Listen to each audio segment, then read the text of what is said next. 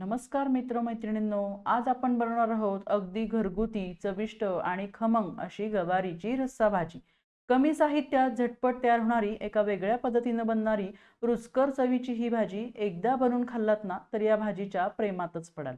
चला तर रस्सा भाजी सोबतच गवारीची सुकी भाजी कशी बनवायची हे देखील मी व्हिडिओमध्ये सांगणार आहे। यासाठी व्हिडिओ शेवटपर्यंत बघा। बाजारामध्ये गावरान गवार आणि लांब आकाराची गवार पाहायला मिळते। यापैकी कोणतीही गवार तुम्ही घेतली ना, या पद्धतीनं भाजी बनवता येते। गावरान गवार निसत असताना गवारीचा पुढचा आणि मागचा भाग काढून त्याच्या शिरा काढायच्या आणि असे 2 ते 3 भागामध्ये तोडून घ्यायचे। तुम्हाला आवडत असेल ना तर सुरीने चिरून याचे असे भाग करू शकता। शक्यतो लहान आकाराचे करा। तव्यावर किंवा कढईमध्ये एक पळी तेलावर मोठ्या आचेवर गवारीची ही तोडलेली भाजी भाजून घ्यायची आहे। ही भाजी अगदी 2 ते 3 मिनिटातच परतून घेता येते। परतत असताना ना उलटणीनं असं एकसारखं हलवत भाजत घ्यायचं आहे। ही भाजी खूप चवीची लागते। जर तुम्ही परतून घेतली तर एकदा नक्की अशी गवारीची भाजी परतून करून बघा। यामध्ये 1 चमचा मीठ घालायचं, म्हणजे भाजी चवदार लागते, शिवाय शिजताना देखील पटकन शिजते। तर या पद्धतीनं बघा, भाजत असतानाच 2 ते 3 मिनिटात याचा कलर देखील बदलतो। ही खूप छान खमंग वास यायला लागतो, तेव्हा आपल्याला एका बाउलमध्ये काढून घ्यायची आहे। दुसरीकडं वाटणासाठी बघा, मी 2 ते 3 हिरव्या मिरच्या घेतल्यात, 1 चमचा जिरं घेतलेलं आहे, 8 ते 10 लसूणीच्या पाकळ्या यामध्ये घालून घ्यायच्या आहेत। त्यानंतर सुकं खोबरं आपल्याला थोडंसं लागणार आहे, असं कट करून घ्यायचं।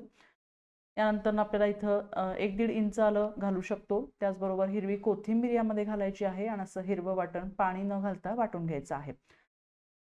जर तुम्ही सुकं खोबरं किसून घातलात ना तर हे वाटण लवकर तयार होतं आणि असं वाटण जर फोडणीत घातली तर भाजी अधिक चवदार होते। त्यामुळे हे हिरवं वाटण तयार करायला विसरू नका। भाजीला फोडणी देण्यासाठी इथे मी 2 पळी तेल घेतलेलं आहे। मीडियम गॅसवर पाव चमचा यामध्ये सर्वप्रथम मोहरी घालून घ्यायची आहे।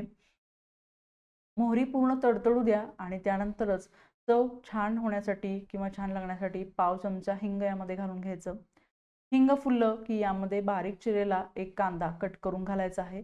कांदा भाज्यांना फार डार्क रंगावर शिजवायचा नाही, नाहीतर भाजीमध्ये कांद्याची कडवट चव लागते। कांद्याचा रंग बदलायला लागला की यामध्ये 5 ते 6 ताजी कढीपत्त्याची पानं अशी घालायची आहेत। त्यानंतरनं हे परतून घ्यायचं आहे।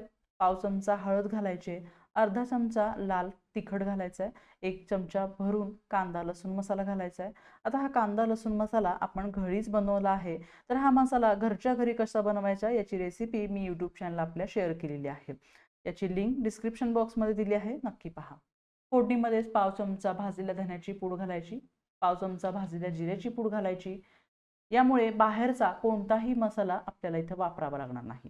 तेलामध्ये सर्व मसाले परतून झाले की तयार केलं हिरवं वाटण यामध्ये घालून छान असं एकजीव करून घ्यायचं। बघा, हे सर्व मसाले ना घरातलेच वापरले आहेत, यामुळे भाजीला चव देखील अस्सल घरगुती मसाल्यांची येणार आहे। मसाले छान एकजीव झाले की यामध्ये बारीक चिरलेला लाल कलरचा टोमॅटो यामध्ये घालून घ्यायचा। टोमॅटो पटकन शिजण्यासाठी यामध्ये 1 ते 1.5 चमचा मीठ घालून घ्यायचं। इथं मी भाजीला जेवढं मीठ आवश्यक आहे ते सर्व आत्ताच या टोमॅटो आणि मसाल्यांमध्ये घालून घेतलेलं आहे। यापूर्वीही आपण गवारीमध्ये मीठ घातलेलं होतं, त्यामुळे यामध्ये घालताना मीठ बेतानेच घाला। आता यामध्ये 2 ते 3 चमचे पाणी टाकायचं आहे आणि झाकण लावून शिजवून घ्यायचं आहे। तर बघा, पाणी थोडंसं घातलं होतं मी 2 ते 3 चमचे, त्यामुळे छान अशी मसाले परतून झालेले आहेत। टेक्स्चर बघा खूप छान आलेलं आहे, कलर सुद्धा बदललेला आहे। तर आता हे आपण परतून घेऊया आणि खाली करपू नये तळाला म्हणून याच्यामध्ये थोडंसं गरम पाणी घालायचं। त्यामुळे जी भाजीची कुकिंग प्रोसेस आहे ती देखील स्टॉप होणार नाही आणि मसाले देखील छान परतून होतील। आता याच्यामध्ये कोणत्याही भाज्या तुम्ही घालू शकता, फळभाज्या। आता मी गवारी करत आहे त्यामुळे गवारी तुम्हाला दाखवत आहे, तर तुम्ही असाच मसाला तयार करून इतरही फळभाज्या तुम्ही करू शकता। तर आता गवारीला देखील हे मसाले, मिरची, मीठ सर्व लागण्यासाठी छान परतून घेतल्यानंतर आपल्याला गरम पाणी याच्यामध्ये घालून घ्यायचं आहे। गरम पाणी घालत असताना इथं तुम्हाला जर कोरडी करायची असेल भाजी तर थोडंच पाणी घाला भाजीपुरतं। आता यामध्ये आपल्याला भाजीला शेंगदाण्याचा कूट घालून घ्यायचा आहे। परत एकदा परतून घेऊया। जर तुम्हाला रस्सा भाजी जास्त आवडत असेल तर रस्सा करण्यासाठी पाणी वरती थोडंसं जास्त घाला आणि त्यानंतर 5 मिनिटासाठी झाकण लावून आपल्याला ही भाजी शिजवून घ्यायचे. बघा इथं खोलगट झाकण ठेवून सुद्धा तुम्ही झाकणावरती पाणी जर ठेवलं तर त्यामुळं आतली भाजी छान शिजते. शिवाय याच्यामधला जो रस्सा आहे तो देखील पूर्णतः आटत नाही. पाहू शकता तुम्ही रस्सा आहे तसाच आहे. आणि त्यानंतर याच्यामध्ये जी भाजी आपण गवारीची शिजवणार आहोत तर ती देखील शिजली आहे का नाही पहा. शिजली आहे.